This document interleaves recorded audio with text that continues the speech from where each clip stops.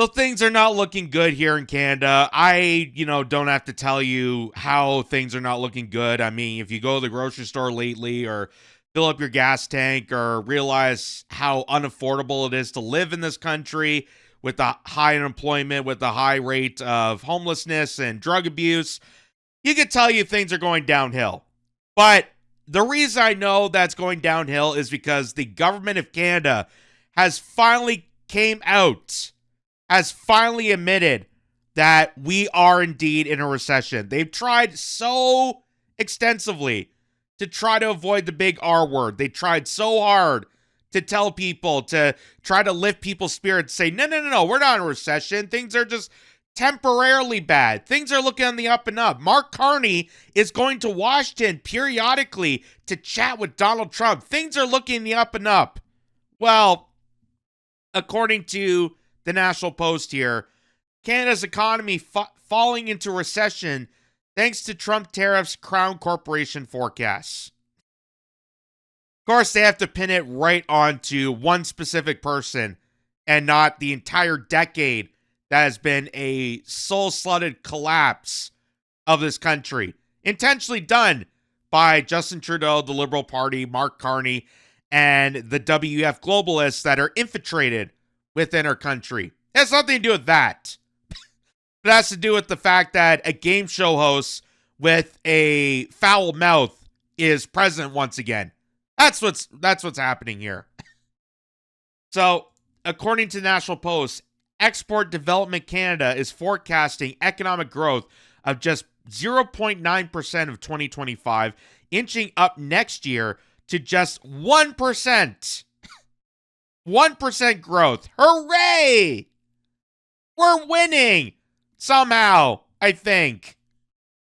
That's what they're trying to tell you on the CBC. So, a Crown Corporation is forecasting that the Canadian economy will officially fall into recession this calendar year, part of a global downturn directly linked to U.S. President Donald Trump's tariff policies. I love how they mentioned now. Now, it's a recession. It wasn't when the fact that when you were bailing out people during the Christmas holidays because they couldn't afford basic necessities like food. That wasn't a recession. It wasn't a recession before Mark Carney assumed office.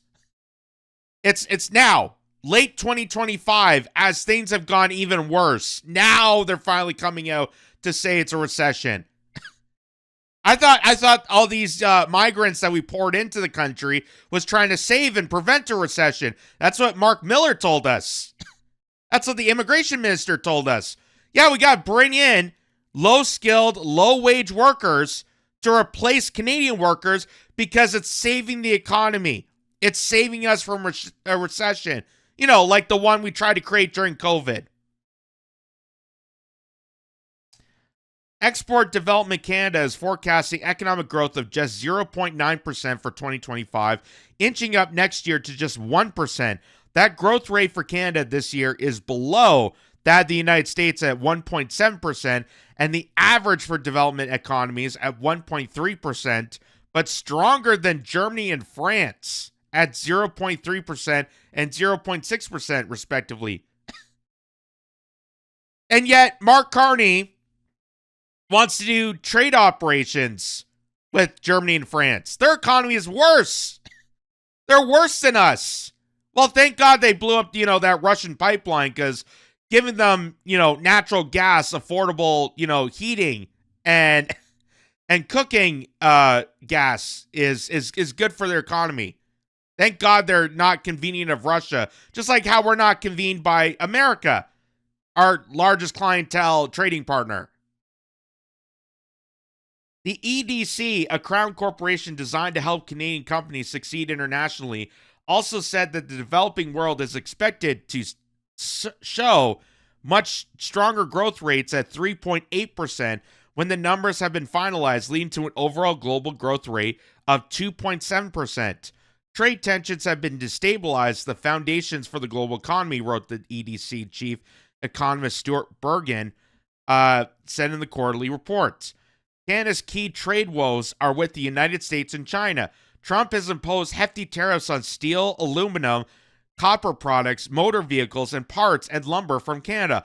Other exports that don't comply with Canada-US-Mexico agreement face a 35% tariff. China, meanwhile, has hit Canada with tariffs on canola, pork, and seafood.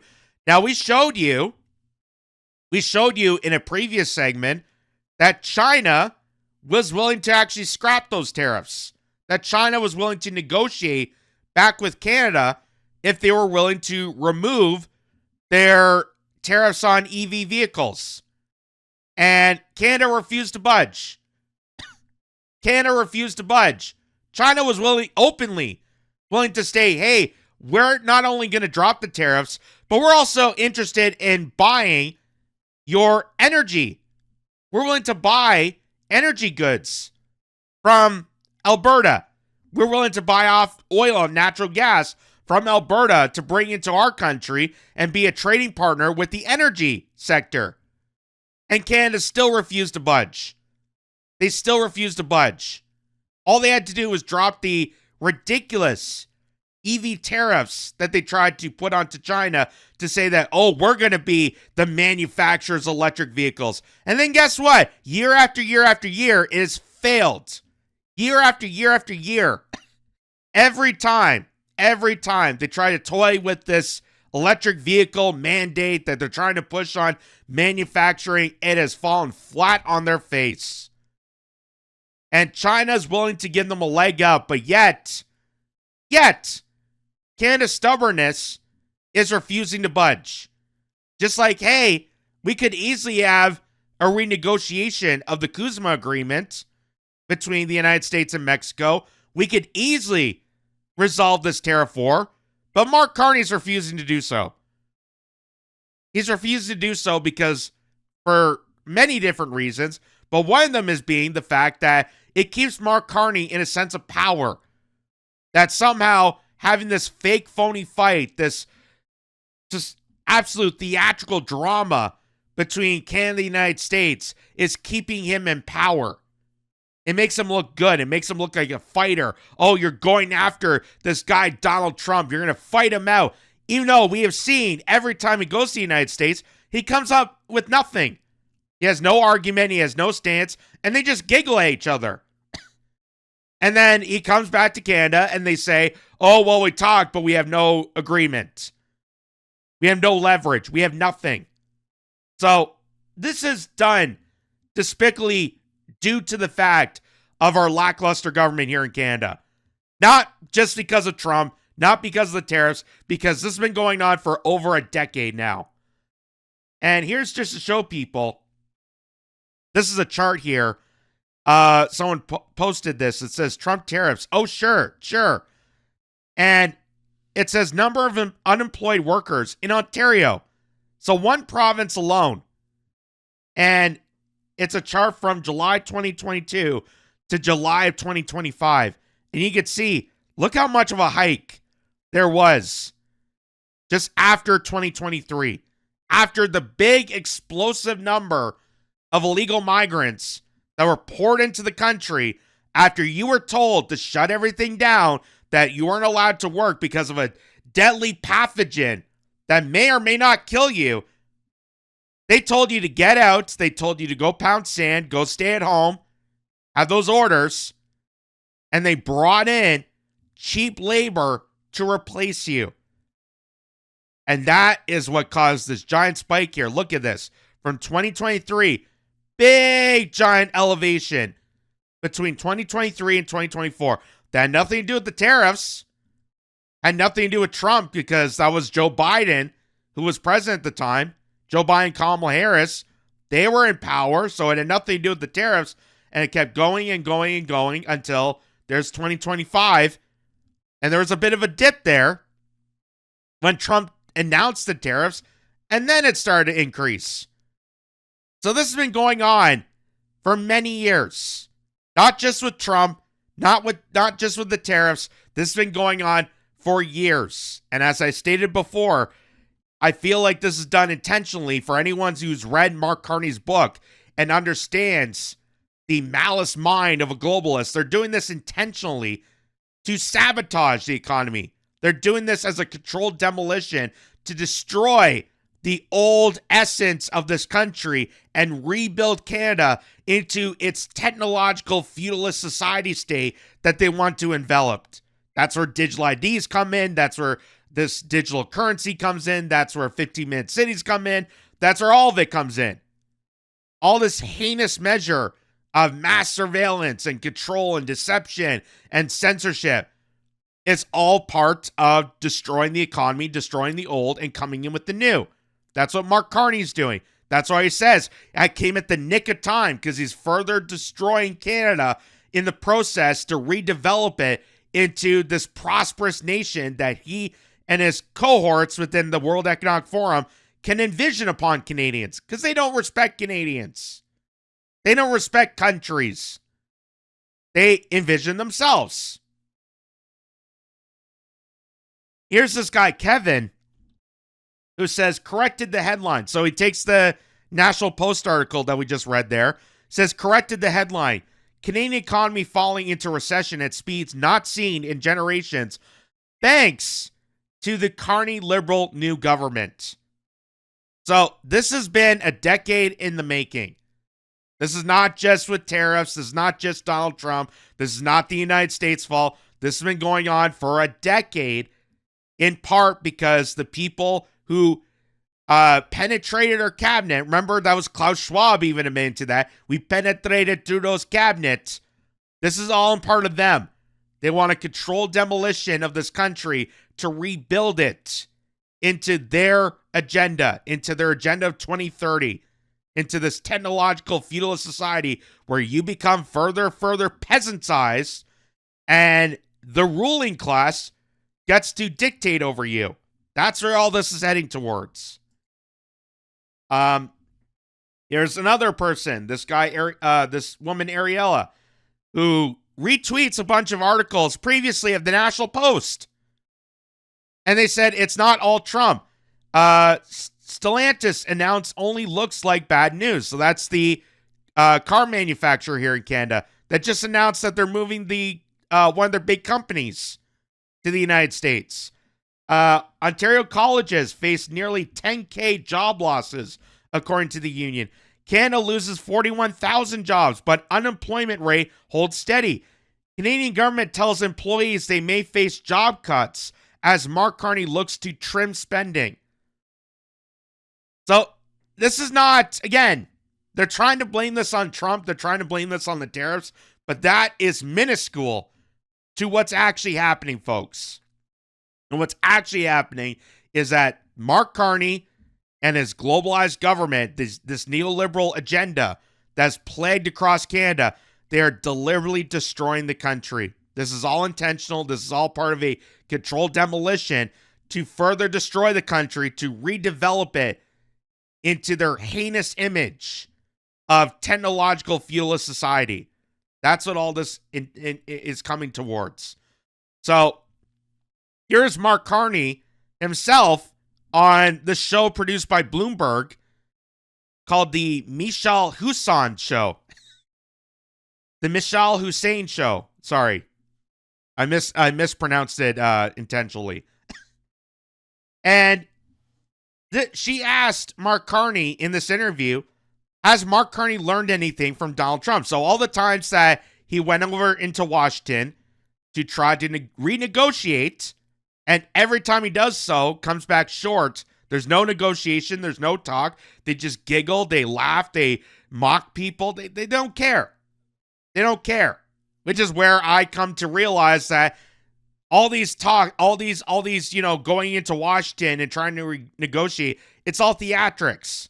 It's all theatrics for Mark Carney to look like this tough warrior, that he's going to go down, he's going to talk to Donald Trump, he's going to come out with something, and then it comes out short. It's all done intentionally for people to believe that he's actually a fighter, when in this case, Mark Carney is not fighting for Canadians. He's a prop, he's a stooge for Brookfield, he's a stooge for the WEF, he's a stooge for the central banks. So has Mark Carney learned anything from Donald Trump? Canada's Prime Minister tells Michal Hussain what the U.S. president has taught him about flooding the zone. And we're going to get into what that actually means in a second here. But here's a bit of the breakdown of this conversation. And listen to what Mark Carney said he learned from Donald Trump all the times he went down there to talk to him. Anything from President Trump? Have I learned? I've learned lots of things from Like President what? Trump. You always learn things from people. I've learned that the value. I don't fully subscribe to this, but I see the effectiveness. The value of the term they would use is flooding the zone, of doing multiple things at the same time, and the effectiveness that can have. I think that he has a very effective way in his own almost unique manner of framing issues and of dominating the agenda, if I can put that way as well. So that's what he learned, apparently, from Donald Trump, is to flood the zone. Meaning do multiple things at once so that people cannot follow along with exactly what you're doing. As intentional.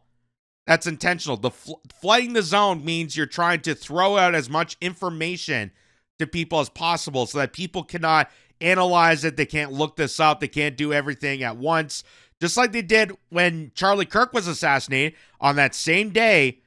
People forgot to mention that on that same day, while everyone was focused on how horrific the scene was of Charlie Kirk's assassination, that they voted to refuse to release the Epstein files, that Qatar was bombed in a peace negotiation process by Israel. They forget to mention that. They also forgot to mention that Congress actively went against the American public, but everyone was too focused on the horrific scene of Charlie Kirk. That's what it means to flood the zone. You give people so much information that they cannot analyze it. They can't analyze all the information at once, which allows them to sneak in certain things, sneak in certain agendas that people will then later on figure out and realize that, oh, well, that gave them the opportunity, that horrific scene we just saw that is not being properly investigated. Well, that gave Congress the opportunity to do the worst against Americans. That's what he learned from Donald Trump. Not how to make the economy better, not how to, utilize our exports, our imports, not how to utilize our energy, nothing like that. But how to flood the zone, how to manipulate people. That's what he learned. That's what he took away from someone like Donald Trump.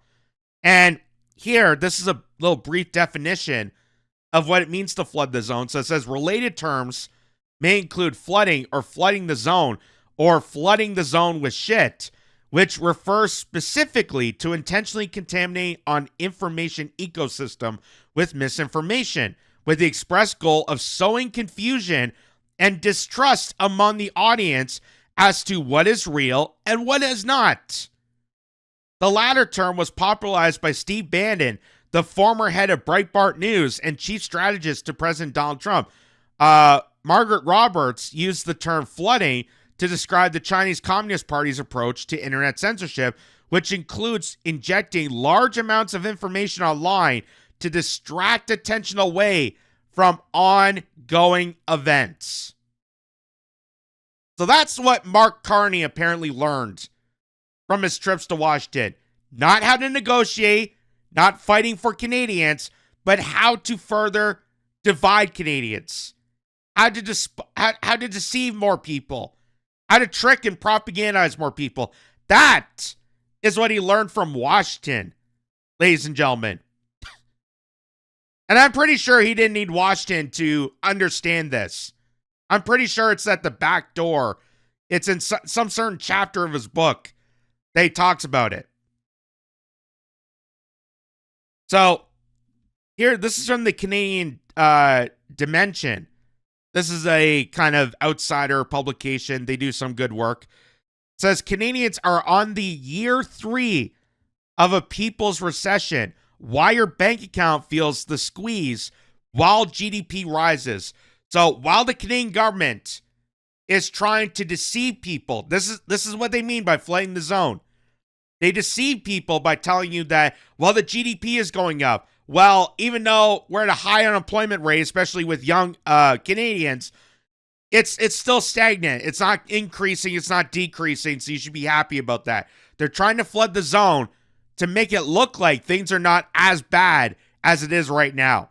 But many people, including myself, can understand and realize how bad we are in a situation when you go to the grocery store, when you pay for certain necessities, that you see homelessness outbursting across the country, that youth unemployment is the highest it's ever been in decades at this point, as we're flooding in more and more migrants to replace actual Canadian workers that are eligible for positions, that we could train people, that we could facilitate people, that we could actually invest and grow in the economy. I've said this about China. People like to ridicule China for being how grotesque it is. And I said, you can say what you want about the Chinese Communist Party. I have no favorability for them whatsoever. I'm not defending them by any means. But the difference between China and what's happening here is China actually invests into their country. That's why if you look at their cities, it's beautiful. That's why they're able to manufacture cheap goods, because they invest back into their industries. They invest back into their people. They're able to produce more. Whereas Canada takes its money from an already destabilized middle-class economy, the working class. It takes its money through taxes and then funnels it out of the country, invested in foreign affairs, which has been absolutely disastrous for countries for decades. That's the difference. That's why China is able to produce electric vehicles at a fraction of the cost it would be able to create cars within Canada. That's why they're able to do that. So Canada is lying to itself in this. They're flooding the zone to manipulate and lie to Canadians that we are not in a recession, according to them, but they finally admitted to it because they can't hold on to any longer. People are frustrated. People are angered as unemployment is trickling up, as it's become more unaffordable for the basic standards of living. They can't hide this anymore. So here's Mark Nixon pointing this out. This is from a clip here from CTV News Channel where they just did a polling, and it says 92% of Canadians think their children will live worse in the future. So they did a polling on next generations, how the Gen Z, the millennials, how the Zoomers, whatever you call them, the next generations, are they going to be better off or are they going to be worse as the country continues on this trek? And they're saying 92% of Canadians all agreed that we're in worse conditions for future generations, as Mark Carney and clan are trying to further manipulate people to think otherwise. So people are not buying into Mark Carney's propaganda. They're not falling into the flooding of the zone to make you believe that things are on the up and up. And here's CTV News Channel even talking about it. Of Canadians, what do they think about their standard of living? Where do they expect to be? These are killer stats, Roger. You know, we track every 90 days. We ask Canadians whether they think that the next generation will have a higher, lower, or the same standard of living. In the latest round that we just completed. So I just want to pause it there. There's the graphic there. So May of 2012. Look at the difference between 2012 and 2025. Look at how much of a jump there is. You can see higher went from 26% down to 8%. And same went down a bit. The number that's increased is lower. So views on future standard of living is lower in 2025 than it was in 2012. And maybe it's because of things like carbon taxes. Maybe it's because of things like you funneling money for useless wars, like we're dealing with Ukraine. How you're sending more money to NATO as you're extracting more of our ability to defend our country. how you're doing a controlled demolition of our industry, our society, our culture, everything that resembles about Canada. You're trying to sell it off and pawn it to the highest bidders of the WEF because you don't care about Canada. And this has been going on for over a decade. That's why Justin Trudeau became prime minister. That's why Mark Carney got selected to be prime minister. This is all intentional. All of it's intentional. It's not just, the inability to govern. It isn't just people that are incompetent. There are some incompetent people within government, but it's not all because of incompetency.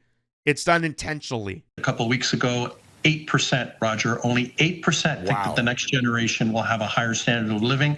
Almost 2 out of every 3 Canadians, 64%, think that the next generation will have a lower standard of living. And, the thing is, that negativity on the lower standard of living has increased since the election from 59 to 64. Now, I guess one way to look at it, if we go way back, the thing is that, we see that those negative numbers have been as high as 70. But the fact of the matter is, today, Canadians are 8 times more likely to think that the next generation will have a lower standard of living. That is an incredible swing in 13 years. When was the last time, do you have the numbers on when it was this bad? Well, when Justin Trudeau was prime minister. Is that when it was? Yeah, well, when he was prime minister, things there was a lot of negativity. Actually, it was more negative when he was prime minister, and just before the election, the numbers were, I think, at around 70% in terms of lower when we look back at the March numbers. But they improved a little bit, and now they're they're going back into negative territory. Roger. All right, Nick. Thank you as always. So that was the head of Nanos Research, by the way. That's a huge polling center within Canada. So even they are coming forward to say that it's not looking good. They can't lie to us anymore. The polling centers can't lie to us. Fraser Institute can't lie to us anymore. None of these places can lie to us anymore. Even CTV News Channel. I'm sure they weren't expecting this, to throw back at Justin Trudeau.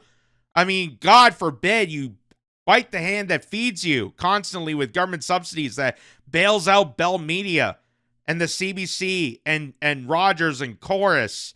The people that give you millions of dollars to keep Canadian broadcasting afoot just so you can manipulate and deceive more Canadians.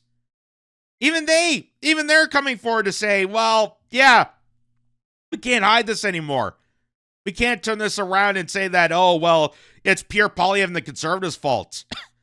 I know a lot of people like to say that. Well, guess what? The Conservatives haven't been in power since before 2015. So it's kind of hard to blame the party that doesn't even have a foot within this race. That they tried to kick off Pierre Poilievre twice. They tried to do the longest ballot initiative to kick out Pierre Poilievre twice. So don't think for a second that, it's because of Donald Trump or it's because of Conservatives or it's because of MAGA, because of this, because of that. This has been going on way before then. Way before then. And for anyone that has done the research, has looked into this, can understand that the reason Mark Carney is prime minister is intentional because the people that control our country are the ones that are deliberately destroying it. And here's a little interesting tidbit here. So, you remember George Strumpanopoulos? Not Stephanopoulos. That's ABC America, but this is the other guy. This is the CBC's version of that guy, George Strumpanopoulos. He used to host a show on the CBC. Then he went to Hockey Night in Canada. Then that failed. Now I think he's doing DJ work on TikTok. I don't know what he's doing, but wherever he is, best of luck to him. He interviewed Mark Carney 13 years ago. 13 years ago. So here's George Strumpanopoulos saying, you saw it. Mark Carney's been sworn in as Canada's 24th prime minister today. I had him in the red chair 13 years ago and had a sense that this would be part of his journey. it's interesting to see how people's pasts unfold, especially when you get a glimpse of their drive early on. So here's Mark Carney when he used to be the governor of the Bank of Canada and Justin Trudeau's economic advisor. This is him telling 13 years ago that he was going to cause a rift between Canada and the United States in trade negotiations, and he's going to deal more with Europeans. This is 13 years ago. He was saying this. He was predicting what today's Mark Carney was all about. Listen to this. So there's big differences between the way the Canadian economy has performed and the way the Americans have. The one thing that we can work on as a central bank is what we talked about, is the too big to fail issue. So is this about like lessening our relationship with the United States economically? It's about enhancing our relationship with others.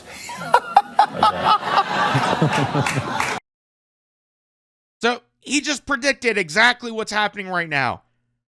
It's about destroying the strong partnership between the United States and Canada, one of the strongest trade relations we've ever had in the entire world. Destroying that partnership to go elsewhere. And how well has it worked out for Mark Carney? Because not only do we have tariffs from the United States, we have tariffs from China because we're refusing to budge with them. We've gone to the European Parliament numerous times. We went to the EU. We went to Ursula von der Leyen. We went to Keir Starmer. How many times? We have not come up with anything. We are failing. Every time we've fallen short on our face. So this idea, that's why even George Strumpanopoulos, a guy like him, is even laughing about this. It doesn't take rocket science to figure out how stupid this is. You're going to diminish the relationship between your largest clientele of exports. You're going to destroy that and try to shop elsewhere? That's ridiculous. Even George is laughing about this because we know how stupid it is. And now here we are in 2025. We're deteriorating this relationship between the United States and Canada, one of the strongest trade relations in the world, to try to shop elsewhere, and has fallen flat in our face. It has caused massive destruction to our industries, to our society, to everything, to our economy. And it has worsened the recession. We're not entering a recession. We have already been in a recession, and we're just getting it worse. And it's become so worse that the government, the crown corporations that have lied to us before, they cannot lie to us any longer because of how bad it's gotten. And that's where people need to wake up. They need to realize this. They need to, do a little bit of research. I know it's a scary term after COVID to hear that, but you need to do a little research and understand that we are not in a good situation. And that is why people, you saw the polls there, why people don't have hopes for the future. And if you want your kids to have a future, if you want a future for yourselves, you are going to have to do the homework and understand that these are people not to be trusted with, that we need to go after them, and we need to challenge them. We need to bring attention to this, and we need to fight back for our country. That's what all this comes down to, because people like Mark Carney, people like Chrystia Freeland, people within that circle, they have no intention of serving you, but every intention to serve their masters, their oligarchy. That's what this is all about.